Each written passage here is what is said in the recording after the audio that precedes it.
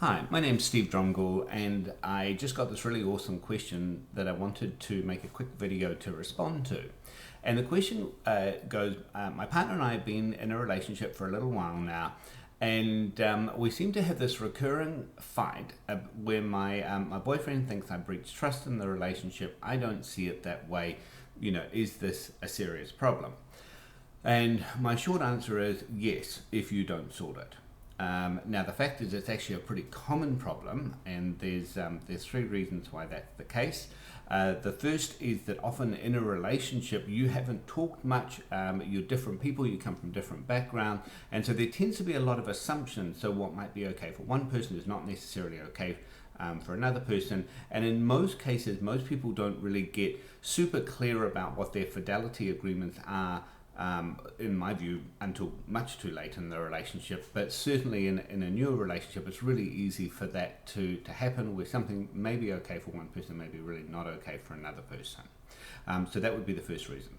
Second reason why it tends to be an issue is in the first stage of the relationship, the honeymoon stage, the neurochemical changes that take place in the brain that basically are designed to help bonding really kind of place a lot of attention and weight and memory on your partner, and it's really designed to help us so that we don't just forget our partner, but we lower the levels of serotonin in the body, which is why we often have a lot of energy. Yes, we can manage sleep disruption, but serotonin also helps us not be obsessive, and so in the honeymoon we're very focused on our partner, and so we tend to have to be paying a lot of attention to that.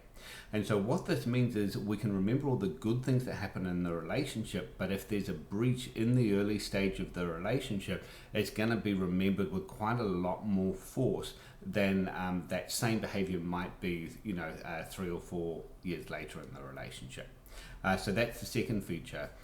And then the third thing is that where people are having this issue, or the processes of dating nowadays, in many cases, particularly in Western countries, often tend to set themselves up for a lot of confusion. So there's it may be perfectly acceptable in some cultures that you would be going out, dating a few different people, sleeping with those few people, and then at some point in time, you're going to decide that you're going steady or you're becoming exclusive.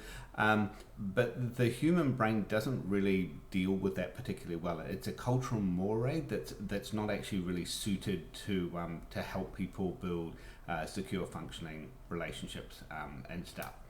And so those three reasons will tend to trigger these kind of problems. So basically, in terms of dealing with it, what basically you need to understand is that in order to make a good relationship and to make a relationship secure, trust is essential, is basically one of the essential qualities. So John Gottman, done a whole lot of research. His claim to fame is being able to watch a couple talk for 15 minutes and then predict with over 90% success whether they would divorce in the next 5 years. And so he's done a lot of different, really great predictive research, but his summary finding was that the biggest predictor of happiness in a heterosexual relationship was the woman's trust of the man, and then that predicted not only her happiness, but also his happiness. But what I would also say, in contrast to that, is if where guys don't have trust in a relationship, the tendency is that they either tend to leave the relationship, or they often there's a much higher incidence of them sort of reciprocating and breaking trust themselves, because it's like justification, you did it, so therefore it's okay for me to do it, which, needless to say, is an incredibly destructive pattern to set up in the relationship. So whenever we have a trust breach in the relationship, regardless of what your opinion is, what merit you think it has, any of those kind of things, we treat trust breaches incredibly seriously. And the basic view is there are two of us in the boat.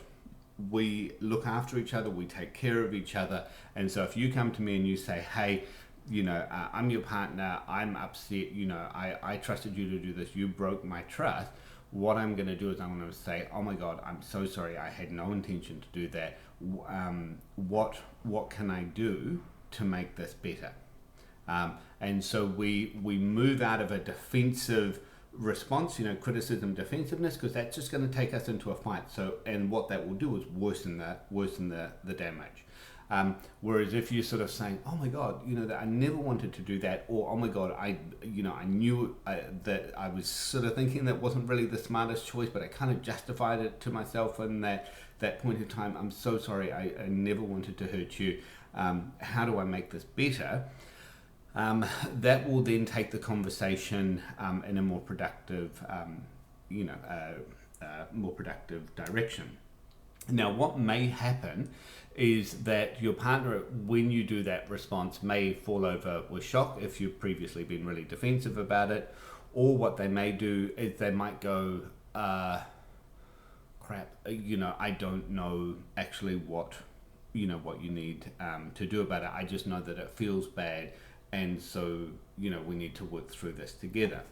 And so we have a fairly a more detailed video about this in the 5 Secrets of Relationship Champions. It's the last one in the series, and that will give an overview of some of the resources that you would do, including a dialogue process that you can use. Actually, in the 5 Secrets series, there are two dialogues, targeted dialogues that you can use, and one of them is the total apology dialogue that you can use when your partner gets really triggered, and that one I can just sort of briefly tell you about is as simple as saying, when your partner gets triggered, that you're basically just saying, look, I'm so sorry that you're feeling like that because of my behavior. It's not your fault, and it's not fair, and I'm going to do everything I can to try and make this better. And so if your partner's super flooded, just literally saying that same thing over and over and over again will help them regulate their nervous system, shift down out of that really triggered state into a space where they can connect with their adult brain, and then you can sort of talk more about, okay, so what needs to happen right now? And that's a really powerful thing. When someone is talking about a trust breach, they'll tend to jump back into the past. So then what you want to do is bring them back into the present, saying, okay, yep, I know this happened, this is really bad, what can we do right now? And think about it a little bit like eating an elephant. The old story, how do you eat an elephant? One bite at a time. It's just little bits of showing up, day after day, moment after moment.